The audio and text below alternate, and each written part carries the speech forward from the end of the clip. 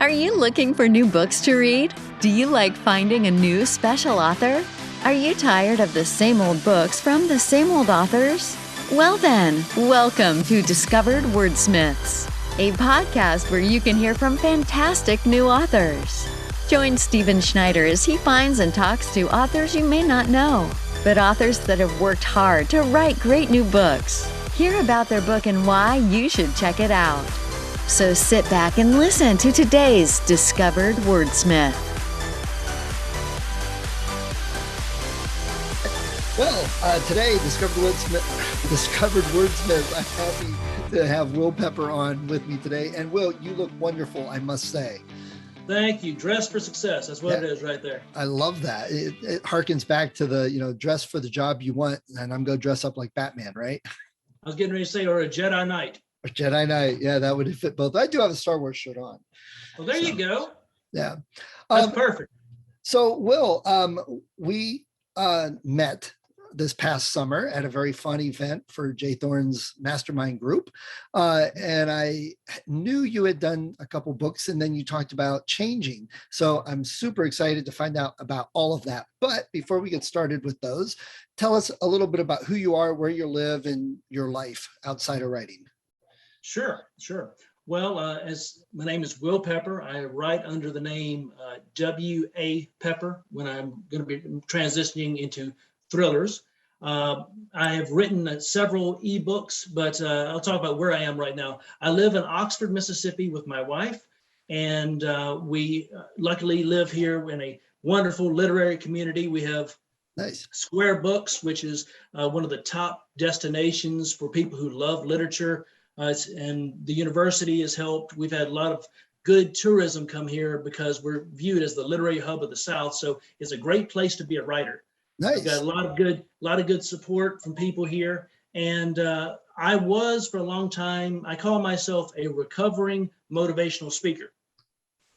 I did that when I finished my PhD in management information systems, or as I call it, business computing. Oof. And my wife and I traveled the country. We spoke to people. We worked with organizations. We worked with great groups. And then, just like a lot of businesses in 2020, COVID hit. And it ended our business. The good thing about that was that it really let me focus on my childhood dream of writing. And that's where I am now. I'm now writing and I'm just loving it. And I'm enjoying meeting people like you and sharing experiences. So that's, something good came out of something bad. Yeah, that's awesome. And I love to hear that because I also do some work with kids and their parents and teaching them basically entrepreneur choices, things to look forward to when they get older because the work world is changing. So I love hearing those types of stories that people who got hit and didn't just go, oh man, what am I going to do and sit on the couch? You took that and ran and you're doing something you love. I love it. That's so cool that you work with kids about that because, the traditional route of you do this, you go to school, you do everything. I mean, I know kids that are making, thousands of dollars making bow ties. I read articles about, these kids that are doing their own hustle. And it's just so cool and so motivating for somebody. I'm 42 years old, about to turn 43. And it's motivating to see kids, saying, I can do something. I'm energized. I'm so positive. So that's cool that you're doing that with entrepreneurship. Yeah, it's a great thing with the kids because I think parents still, even the ones younger than us, 30, 35, have that mindset of kids go to school, then they go to college and they get a good job, or they go to a tech school and go get a good job. And they're like disappearing. And the people that are successful are the ones, that can, pivot and do something on their own or do multiple things. So we'll probably talk about some of that when we talk author stuff, I'm sure. Awesome. Okay, so tell us, why did you want, you just told us why you wanted to start writing. I'll skip that one. But tell us about the book you are working on, because you said thriller, which over the summer when you said that, I did a double take. I'm like, wait a second, Will's not a thriller writer. What's going on here? So tell us about that book. Sure. You're totally right. I started with interactive ebooks, which we'll come back to, but I've moved into the thriller genre because it's what I really enjoy reading. It's the type of movie I like to watch. It's the type of thing that gets in my blood and I go, oh boy, this is just so fun to watch somebody have a really rough time and overcome the odds. So in June of next year, we'll be releasing my first thriller. It is called You Will Know Vengeance. And it is a first part of a techno thriller trilogy. And I'm very excited about it because it's in the editing phase right now, which means it's passed off to somebody and I can't touch it, and which is good. Take it away from me for a bit. But it is, if you talk about comparing things as a mashup, it is Mr. Robot meets The Shawshank Redemption. Oh wow! Okay. Yeah. In a world where incarcerated hackers are hidden in a prison away from society, and they must capture others to get their freedom. It follows one person that defies the system. For 8 years, a character named Tanto has obeyed his warden's orders, meeting the minimum capture requirements, but he has protected his tribe while there. However, while working there, he has had to work on the warden's secret project, Gakanudu. And that is a prototype software that is an invasive and discriminatory software that's disguised as a faster tool to catch criminals. But if this isn't bad enough, an immediate danger comes into the prison in the form of a new legendary prisoner that is built this hell-bent on destruction. So now it is up to Tanto to protect his tribe from the monster within the walls, destroy the software, and not get caught. Success means that his life goes back to the way it was. Failure is either death or worse, a one-way trip to Guantanamo Bay. So how far will a man of honor go to rid the world of evil? Bam, there you go. That's all we need to know. So, yeah. So how long did this take you to write? Because I know you switched from a different style. So about how long were you working on this one? I've written a couple of work in progresses, and this was one that I was working on back in 2017. I had written it very fast, and it was something that I felt very passionate about because I have a background in technology. And one of the coolest things about getting a PhD in technology was that my chairman, a guy named Dr. Brian Riedel, he taught me, if you're going to talk about technology, you better talk about it like you're talking to your grandmother. And so it allows me to take technology and break it down. So I've broken down my dissertation, made it into something simple to present. And when I got to writing fiction, I said, I might as well write about hackers. I might as well write about hackers that break the law but have been caught.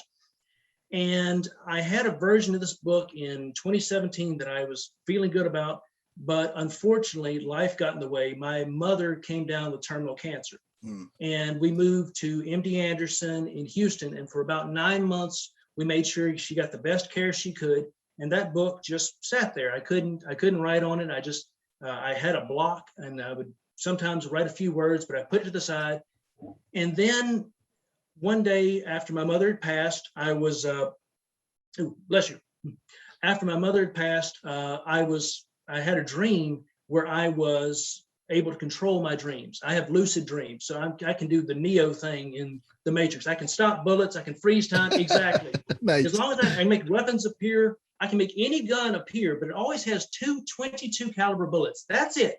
That's my subconscious messing with me, just saying, okay, let's make it difficult.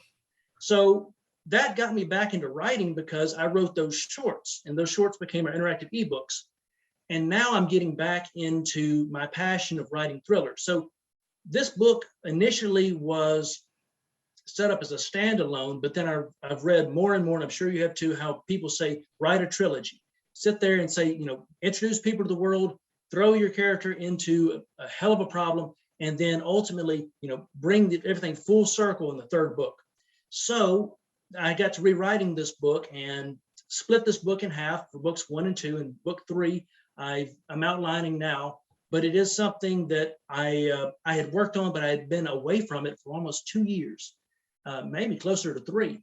And then I was able to step back, and I'd learned stuff from online courses, from summits, from things that you and I have attended. And it really helped me shape up the work. So it existed a couple of years ago, but it's in a different format now. And I'm really glad to get back into the thriller world. Nice. And I was going to ask you, how do you take one book and make it 3?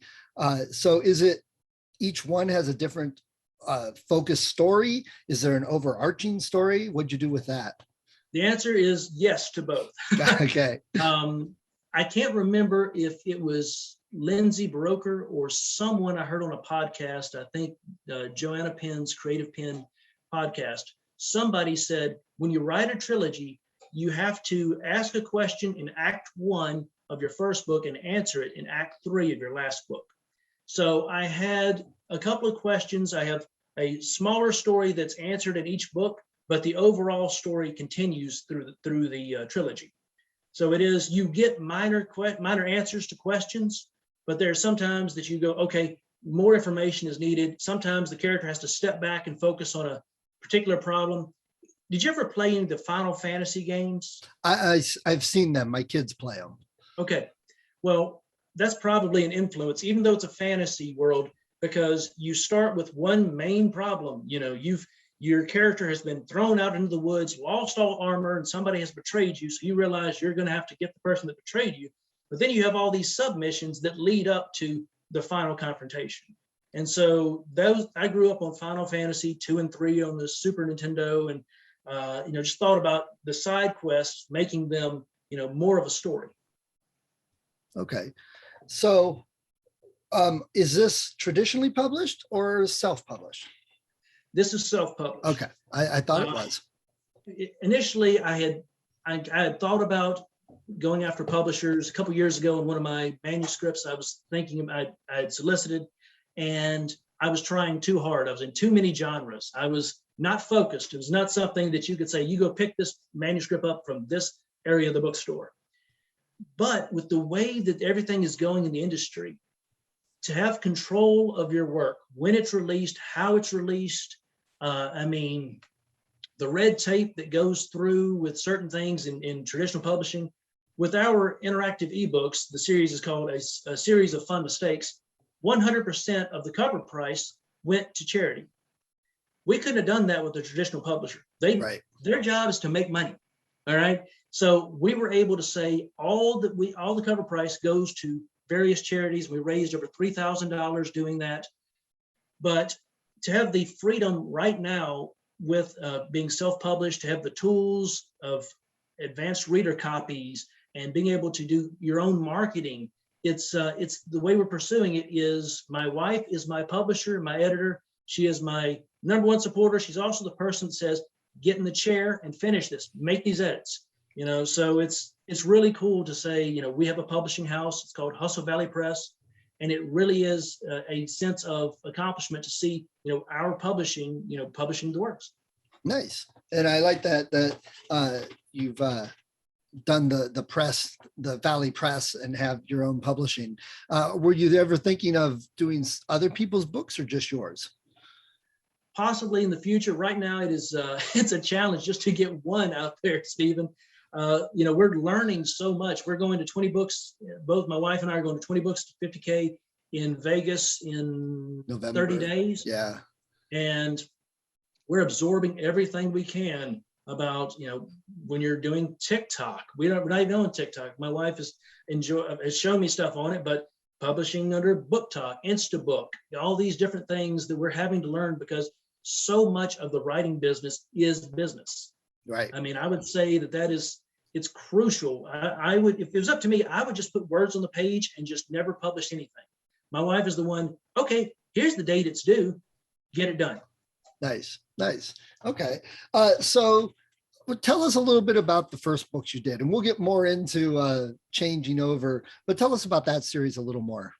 Sure. As I said, I'm a lucid dreamer. So I dreamed that I was on a space station and I had just awoken, and I had this glove, kind of this power glove looking thing on, and this gunman is aiming at me and I don't know what to do. And all of a sudden he pulls the trigger and shoots me. And then I rewind, and then he shoots me and I stop the bullet. And then all of a sudden I did the entire dream like that. Then I woke up and said, okay, write this down. So I grabbed a notepad that's next to my bed and wrote for about 2 hours, just wrote these scenarios. And I grew up reading the choose your own adventure, find your fate type books where it says, there's a haunted mansion in front of you. Do you go in the front door or do you go in the basement?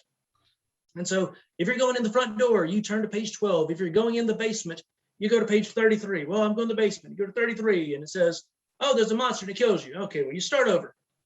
And those books, I actually have a couple of them, and I looked through, and those books I realized were written in a way that the endings could go any way you like it. It was something like, oh, it was a haunted mansion, or the mansion was a movie set, or it's a military base set up like a mansion.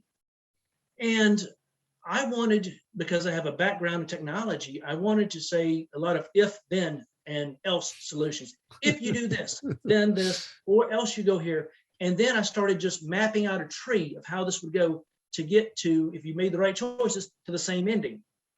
The thing that's crazy about this, Stephen, is I never intended on writing more than one book. And then the fan said, where does it go from here? And I was like, uh-oh. I had an alternate ending to the first book, which helped me write the series. But it was then, okay, these choose your own adventure type books don't continue. So they don't give you a character to follow and sidekicks and stuff like that.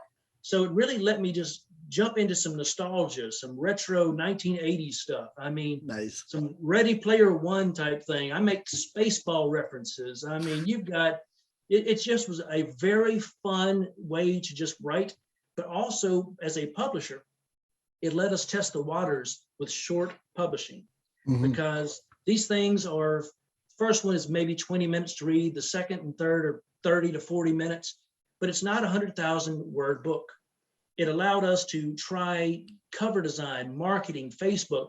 It allowed us to take risks with something that was very small and even give the money to charity. So that idea of saying, okay, set up HTML code in a Word document and then upload it to Amazon through EPUB, through their Amazon Create. And it was just a very fun way to bring technology into something that I grew up loving. Yeah, I agree. I loved Choose Your Own Adventures. In fact, I remember in school when we learned about making flowcharts. And I latched onto it. I'm like, this is great. I love flowcharts. And I didn't realize how weird that was, but it's my analytical brain. And that's kind of what you need to, that type of skill to do the Choose Your Own Adventures. Because right about the time I was thinking of doing maybe a video course for kids, how to create Choose Your Own Adventure, you jumped on the TASM and said, hey, I wrote a Choose Your Own Adventure. I'm like, oh, damn him. So great minds. We'll go with great minds.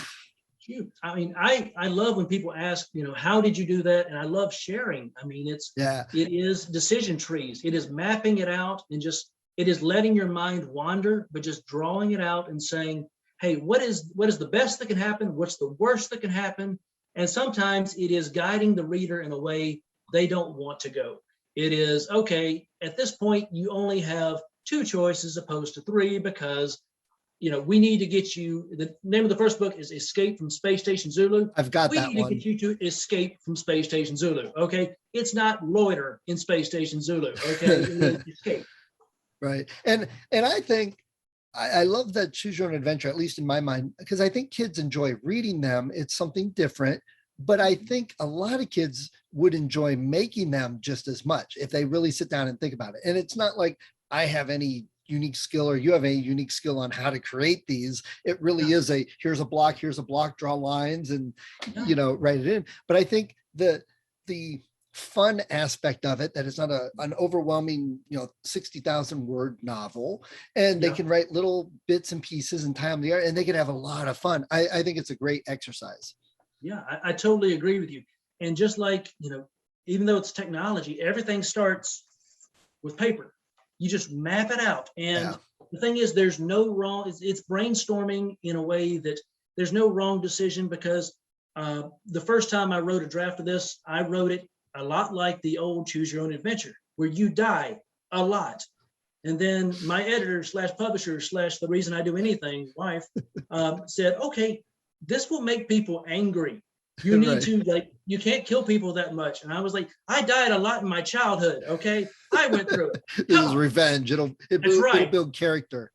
Yeah, I mean, nothing builds a readership like ticking off your reader, right? Right. So your new books, your thrillers, they're not out yet. So you haven't really gotten any feedback. Maybe next time we talk, we'll find out more about how that's going. But right now, if you had a choice, would you choose to turn this book, this series, into a movie or a TV show? TV show. We're in the golden age of television. I agree. People talk about stuff, but I mean, if you ask the average person, do you want to go to the movies or do you want to binge something? They're going to say binge because the quality is just so good. Yeah. I mean, my wife and I are watching Midnight Mass right now, and it's just fantastic. I mean, Mike Flanagan does fantastic work. He always just pushes the envelope and makes, as a writer, I'm like, okay, this is what's going to happen. And then I'm wrong. And it's just fantastic. Yes. I love being wrong. I love when they surprise us. So it's really good. I would love to see this as a series. It would be so much fun. Cool. And that is kind of the bane once you start getting story and the beats and stuff down, that when you watch movies and television, you can either predict it or you can say why it sucked. And yeah. I know my family's basically gotten to the point that we're like, just shut up. We don't care. We liked it. Shut up. Exactly. But again, you're right. I think Sharp Objects is a great example. A fantastic book that when it came to a series, they were able to flush out so much that they went back to the writer, and she wound up writing one of the episodes. It was just nothing but backstory about the main character being institutionalized. And it just adds so much. So, when you have Netflix, Hulu, Amazon, all these groups making such quality work, I mean, it would be ideal for a series. It'd be fun. Cool. And I like that too. Modern days, they tend to actually use and fall back on the writer a lot more. Back in, like you mentioned, the 80s, the 70s and stuff, they would buy the book, tell the writer to go away, and they didn't want anything to do with it. And I think they're discovering now that they're getting better quality work from writers. And even, like I'm watching Chapelwaite from Stephen King. They rewrote a lot of that short story to make it as long as they did, and they did a fantastic job, but they kept him involved in approving, so I think that's a benefit of the modern day storytelling in movies and TV shows. Definitely. You're completely right. Mentioning Stephen King, Rita Hayworth and The Shawshank Redemption is one of the influences for this book. But it's one of the reasons that movie is so beloved is because that book is 100 pages. It really allowed Frank Darabont, I think that's his name, to just bring those characters to life. Have you seen Shawshank? Oh God, yeah. Okay, so like the character of Brooks is only in one paragraph of the entire book, a short story, and he is such a key character for understanding the loneliness that you go through when you leave prison. And so I just, the short stories becoming movies, awesome. The movies becoming series, even better. Well, one of the things I picked up on, because Chapelwaite is based on the short story of Jerusalem's Lot from Night Shift. And that was always a Cthulhu. Here's spoilers, warning, anybody that hasn't seen it, warning. But the story had to do with the worm, which was basically a Cthulhu god for Stephen King. But then they're doing this Chapelwaite TV show, and they're tying it into the vampires, which was the novel, later. And I was like, I'm not sure if I like that. Well, I went back and reread the original, and they talk vampires in there too, but it's just mentioned like one time. So I was like, I never even picked up on that. So I agree. TV shows nowadays are definitely worth the time and money to watch them, with all the streaming services. It's just so good. So good. We're very blessed right now. I agree. Totally agree. So you told us about your books, plans. Is this going to be only ebook, or are you going to do a print book of it? The plan is to go wide. That's why we're learning as much as possible about the best way to do a book launch, the best way to get your arcs together. I mean, we're planning. That's why it's in June. That's why the book is done. It's being edited right now, but that hopefully, fingers crossed, that gives us time to get the advanced reader copies out there, to send it to libraries, to send it to people to get reviews, to send it to people to get feedback, beta readers. It's something that we're really planning. We're a small publishing house in that we have this office and my wife's office and a storage area and a library, but we want to act as much like a publisher as possible, as professional as possible. So we're going to try, it's going to be digital, but also it's going to be hardcover, hopefully hardcover, depending on the prices. Right now, I understand that I read something recently about how much printing prices of hardcover have shot up. Yeah. But definitely paperback and hopefully audiobook. Nice. Great. Well, I'll make sure when it comes out, I'll come back and edit and put links in so people can follow along. That'd be great. Okay. Let me ask then, we already know you like choose your own adventure books. So what are some of your favorite books and authors? Let's see. When it dealt with the choose your own adventure, I grew up reading Douglas Adams. I mean, Hitchhiker's Guide to the Galaxy. Do you know what yesterday was? Let's see. That was the anniversary of the release of the book. The first book of the. Which anniversary? Okay, let's see. Hold on. Oh, come on. I don't know the date. Just take a guess. What would you guess? So I'm going to go with 26. Oh, you're going to really kick yourself. How much? Yesterday was the 42nd anniversary. 40. Oh, see? Thank you. Yeah. Thank you. So, 42nd. Yeah, the meaning of life. Yeah. There you go. My wife gave me the collector's edition when I turned 42 this year. Nice. So I've got that nice. It's one of the beautiful books, engraved, and it's a fantastic read.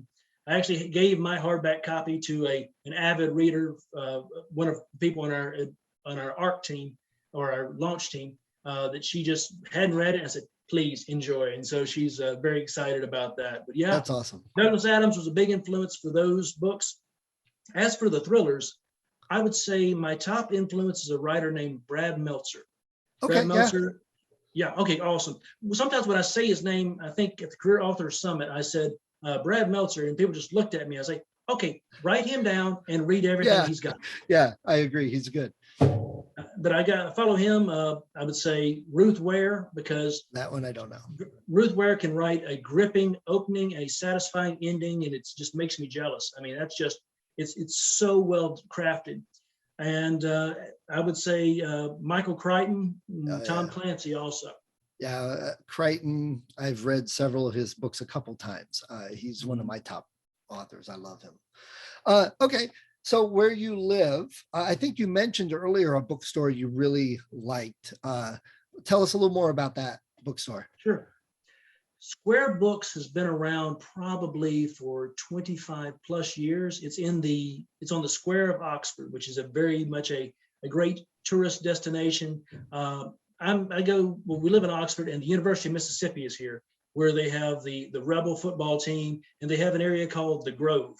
And it's ESPN many times has put is the #1 destination spot for college football fans. If you're going to go to a football game, you need to visit the Grove and then go to the game, because it is expert tailgating. You'll see people with chandeliers. You'll see like people with just beautiful replicas of there's a replica of the Lyceum, which is our central building on campus, like that actually pours shots, out of the columns.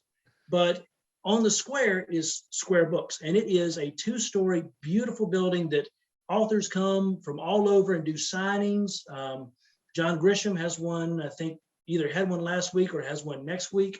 Grisham has a home here. I don't know if he still has it, but he wrote here a lot. But it's a beautiful store that has a great staff. It's very knowledgeable. And I would love one day to have a signing there. It would make me very happy.